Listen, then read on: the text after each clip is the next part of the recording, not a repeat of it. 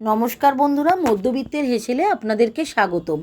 আজ দেখাচ্ছি ঘরে রাখা কিছু সবজি দিয়ে বেশ সুন্দর একটা নিরামিষ রেসিপি। কাঁচকলা কেটে হলুদ মাখিয়ে রেখেছি, নয়তো তরকারির রং নষ্ট হয়ে যায়।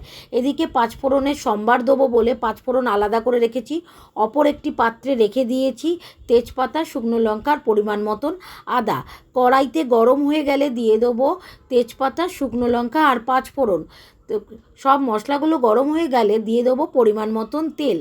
তেল ভালো করে নেড়ে চেড়ে যখন তেলটা গরম হয়ে যাবে, তার মধ্যে দিয়ে দেবো আগে থেকে কেটে ধুয়ে জল ঝরিয়ে রাখা আলু। আমার ভিডিওগুলো আপনাদের কেমন লাগে আমাকে কমেন্ট করে জানাবেন, আর লাইক করতে ভুলবেন না বন্ধুরা।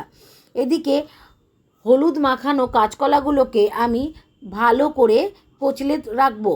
এদিকে দিয়েছি ছোলা, পটল, ঝিঙে, অল্প একটু বেগুন ছিল, কিছুটা কুমড়ো আর অল্প কিছু আলু দিয়ে আমি একটা তরকারি তৈরি করব। কাঁচকলাগুলোকে আমি আলাদাই রাখবো। কড়াই গরম হয়ে গেলে প্রথমে দিয়ে দেবো আমি আলুগুলো নেড়ে চেড়ে যখন খুব ভালো ভাজা হয়ে যাবে, তারপর দিয়ে দেবো ছোলা। কারণ এই জিনিসগুলোই সেদ্ধ হতে টাইম লাগে, যেগুলো সেদ্ধ হতে টাইম লাগে সেগুলো আগে আগে দিতে হবে। আলু আর ছোলা বেশ কিছুক্ষণ নাড়াচাড়া দিয়ে আমি 5 মিনিটের মতন ঢেকে রেখে দেবো। এদিকে বেসিনের মধ্যে কল চালু করে আমি কাঁচকলাগুলোকে ভালো করে কচলে কচলে ধুয়ে হলুদটা ছাড়িয়ে নেবো, নয়তো তরকারির রং নষ্ট হয়ে যায়। আলু আর ছোলা যখন বেশ ভাজা ভাজা হয়ে যাবে, দেখো কত সুন্দর ভাজা ভাজা হয়েছে, তাতে দিয়ে দেবো কাঁচকলাগুলো দিয়ে ভালো করে নেড়ে চেড়ে এতে দিয়ে দেবো মশলাগুলো। আদা আর কিছুটা কাঁচা লঙ্কা আমি থেতো করে রাখবো, বাটবো না, থেতো করে রেখেছি। বেশ কিছুক্ষণ নেড়ে চেড়ে নেবো। আমার ভিডিওগুলো তোমাদের কেমন লাগে বন্ধুরা আমাকে কমেন্ট করে জানিও, আর সাবস্ক্রাইব করে আমার পাশে থেকো। দিয়ে দিলাম পরিমাণ মতন নুন আর পরিমাণ মতন হলুদ।